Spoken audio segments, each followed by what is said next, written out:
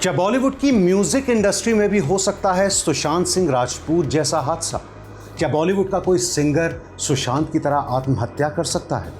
ये डराने वाले सवाल उठाए हैं मशहूर सिंगर सोनू निगम ने और हमला बोल दिया है बॉलीवुड के म्यूजिक इंडस्ट्री के माफिया पर और एक मशहूर सुपरस्टार पर।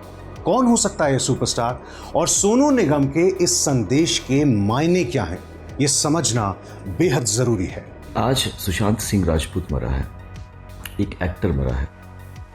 कल आप किसी सिंगर के बारे में भी सुन सकते हैं, या किसी कंपोजर के बारे में सुन सकते हैं, या किसी लिरिक्स राइटर के बारे में सुन सकते हैं, क्योंकि ये जो माहौल है म्यूजिक का हमारे देश में, वो बहुत फिल्मों से बड़ा माफिया म्यूजिक में है।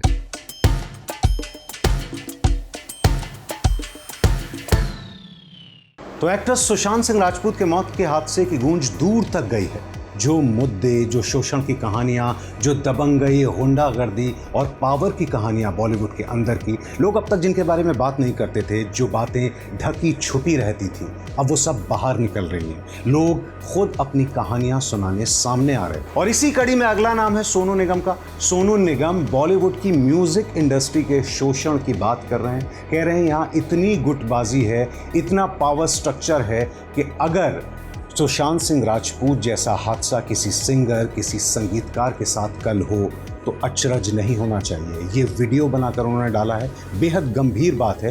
पहले देखते हैं सोनू निगम का संदेश क्या है, क्या कह रहे हैं वो इस वीडियो में। अपनी आंखों के सामने एक जवान जिंदगी को जाते हुए देखना आसान बात नहीं है, और कोई बहुत ही निष्ठुर होगा कि वो इस बात से अफेक्टेड ना हो। मैं इस वीलॉग से एक रिक्वेस्ट करना चाहता हूँ, खासतौर से हमारी म्यूजिक कंपनीज को, क्योंकि आज सुशांत सिंह राजपूत मरा है, एक एक्टर मरा है। कल आप किसी सिंगर के बारे में भी सुन सकते हैं, या किसी कंपोजर के बारे में सुन सकते हैं, या किसी लिरिक्स राइटर के बारे में सुन सकते हैं, क्योंकि ये जो माहौल है म्यूजिक का हमारे देश में, वो बहुत फिल्मों से बड़ा माफिया म्यूजिक में है। मैं थोड़ा लकी था कि मैं बहुत कम उम्र में आ गया था, तो मैं इस चंगुल से निकल गया। लेकिन जो नए बच्चे आए हैं ना, उनके लिए बहुत मुश्किल है। तो बहुत गंभीर बात कह रहे हैं सोनू निगम, लेकिन पहले समझिए उनकी बात का मतलब क्या है, मायने क्या है। सोनू का कहना है कि कोई निर्माता हो, निर्देशक हो, संगीतकार हो, जो किसी सिंगर के साथ काम करना चाहते हैं, तो म्यूजिक कंपनी जिसने फिल्म के म्यूजिक राइट खरीदे हैं, वो अक्सर कहती है कि नहीं, हमें ये वाला सिंगर नहीं चाहिए, ये सिंगर नहीं गाएगा, बल्कि हमारा आर्टिस्ट गाएगा, हमारा कॉन्ट्रैक्ट जिस आर्टिस्ट के साथ है वो आर्टिस्ट गाएगा। और आगे सोनू ने दो बड़ी म्यूजिक कंपनियों पर भी इल्जाम लगाए, हालांकि उनका नाम नहीं लिया है, लेकिन आप समझ सकते हैं कि इशारा किसकी तरफ है। कौन सी दो बड़ी म्यूजिक कंपनियां हैं बॉलीवुड में? दो लोगों के हाथों में ताकत है ना, दो लोग हैं बस इंडस्ट्री के, म्यूजिकली उनके दो कंपनीज हैं, उनके हाथों में ताकत है कि ये इसको गवाओ, इसको मत गवाओ। देखिए मैं निकल गया इससे। I have seen the frustration in the eyes and in the voice, in the words of new singers, new composers, new lyrics writers. खून के आंसू होते कभी कभी। अगर वो मर गए तो आपके दिल पे, आपके ऊपर एक बहुत बड़ा, आप पे भी प्रश्न चिन्ह आएगा।